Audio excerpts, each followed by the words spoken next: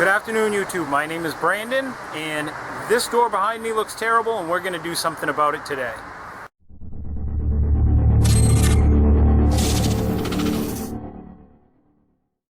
In my previous video, which I'll put a link up above to, you guys had said that you wanted to see more detailed shots and more of an instructional video on how to replace the original door trims with the synthetic or this composite door trim. Well, this video is just for that. So for you guys that want to know more about the step-by-step nut and bolt process of replacing the trims, this video is for you. If you want to just see a quick overview, a much more condensed video, click on that link right there and it'll take you to another video pretty much like this one with less instructions. So here's the stuff we're using. It's Veranda high performance cellular PVC trim. It's got a limited lifetime warranty, and as you can see right there, it's good for exterior use. You can paint it, doesn't crack, rot, split, insect and moisture resistant, which is all good stuff for pretty much any climate that any of you guys may live in. And it's 12 millimeters thick, so it's fairly thin, and that's what we need. For the trims, we're going to just be replacing exactly pretty much what we had, but with vinyl trim. This is referred to as Brickmold in the industry. So that's the vinyl trim we're going to be using. So now the first thing we got to do, which is what anyone would do, is assess the damage to figure out just how much are we taking on when we begin the project. So we can see we got a little bit of rod here, and these are going to be replaced. These are going to be replaced. Looks like we have a rust issue here on the hinges, so that would entail probably replacing with something stainless steel, which is exactly what we're going to do. And we've got some peeling paint issues up here, which the new trims will take care of that. Rust issues on the handle, so we'll replace that with a stainless steel handle. And we've got some more water issues here, moisture. So first thing we need to do is get this screen door off.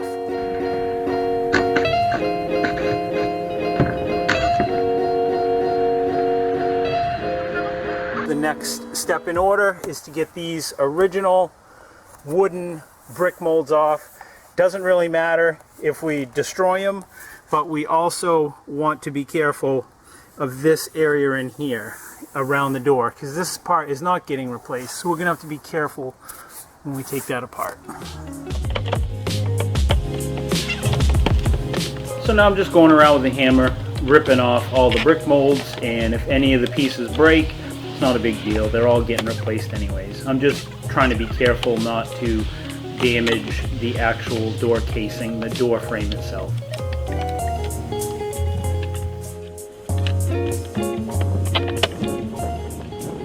So now that we have the brick molds off, now is an excellent time to go around, if you have a gap along here, to fill this either with expanded foam or with some batt insulation.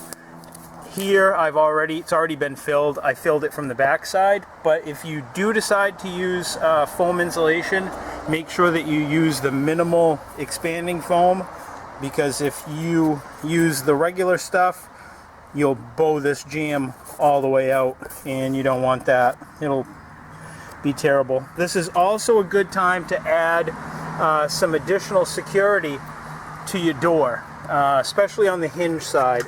So as you can see here, you can see how that screw right there looks different than the others.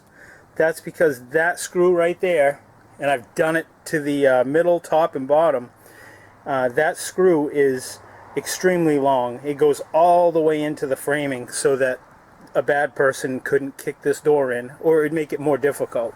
And if you do that, you're going to want to add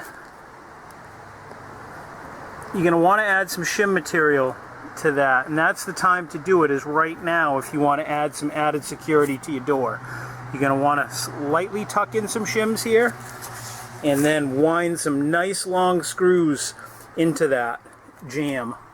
And you can do that at the very top and do the same thing at the bottom. That'll add additional security to your door to prevent it from being kicked in.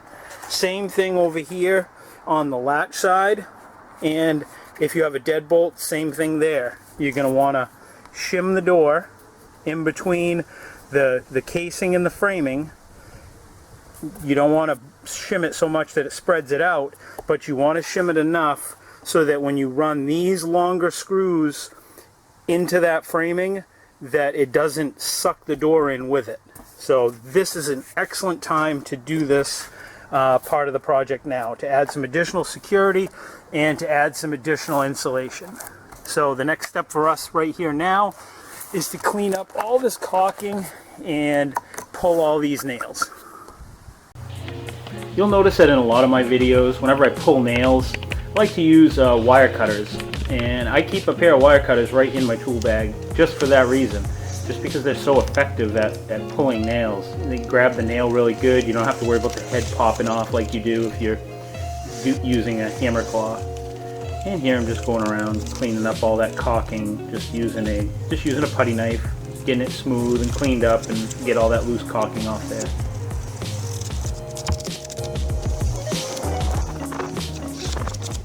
So now we've got it all cleaned up, and the next thing we got to do is measure the distance to replace this board. I've already done that. I've got a distance of 4.5 inches on this side and a distance of 4 3/4 on this side. And yes, it's a different measurement, but we're not gonna sweat that. So and that's to go right over the top of this. So the next thing we're gonna do is hit the table saw.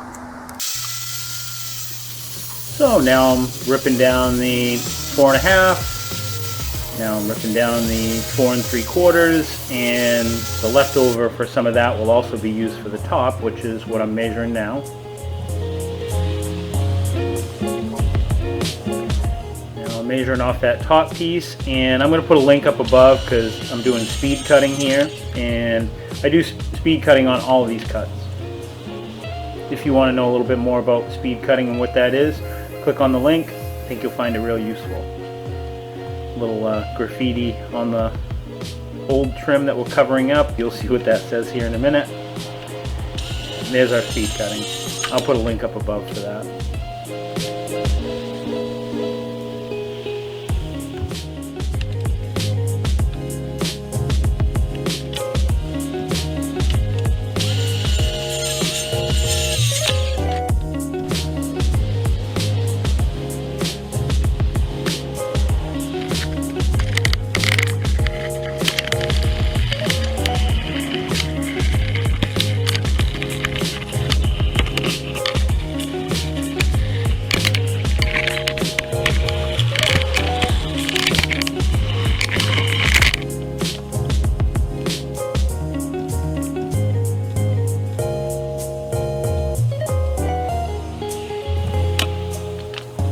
This could be done without the use of a finish nailer. You'd have to pre-drill everything, and you'd want to use galvanized fasteners. And for this I'm using 2-inch galvanized finish nails. So there, now we have all our face trims on, and now we have to put in what's called furring strips. And the reason we don't carry this trim all the way onto the door, because what if you wanted to replace the door? Then you'd end up having to tear this trim off again. So the purpose of this is that this stays attached to the building, and this part here will be built out, or furred out is what it's called, is a furring strip. And that'll just be a piece that we rip that just gets attached to here, and it's the same thickness as this material. And then our brick mold will go on top of that. So that's what we got to do right now. So the camera didn't record me ripping down the furring strips, but all it is just the leftover from the scrap pieces of the sides. Just ripped them down to about 3/4 inches wide, put some caulking on, and nailed them on like you see here.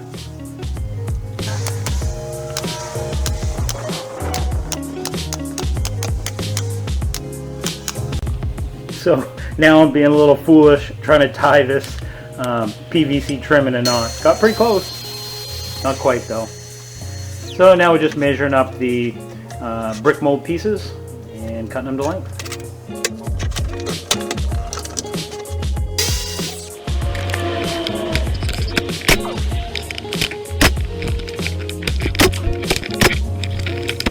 So what I've done here is before I put the brick mold on, I actually ran a bead of caulking on the outside edge and the inside edge on the back side of this brick mold, and I just tipped it up into place. And I'm shooting a nail on it probably about every 12 inches on the hinge side, especially because that's where the storm door or that little screen door attaches, and I wanted it to be rugged. Same thing with the top. Kind of a different angle, but you guys get an idea of where I shoot the nails in. And you'll see on this next piece that I put up how the caulking will start squeezing out. Shoot one in the side, down bottom, some caulking squeezes out. That lets you know that you got a nice seal on it. Then you just run your finger over the caulking after and clean it all up and make it look nice.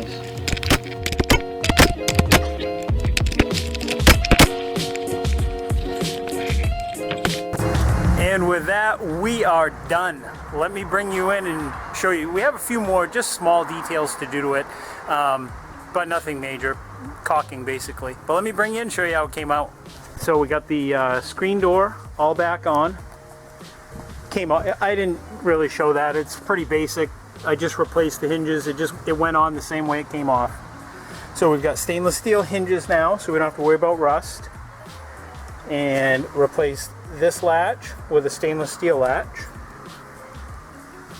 And so we got to put a little bit of caulking right here, which is no big deal. And I'll probably run a bead of caulking all the way up along that crack there. And I'll do the same thing at the top all the way around. But other than that, came out super awesome. And guess what? No more painting. Period. Doesn't that look better? So that's all there is to it, guys. Pretty straightforward. I tried to use the minimal amount of tools as possible. I could have cut the 45s using the speed cutting method, as I've linked in the description. But I have a chop saw, so I might as well use it. And I could have ripped the boards down also using a skill saw, not a table saw. But again, I have a table saw, so I might as well use it. So, but this can be done using basic tools just like that, and no more painting, which I really love. So if this is something you like, please don't forget to rate, comment, and subscribe. Thanks for watching, guys, and have a good day. I'm gonna go toss back a cold one.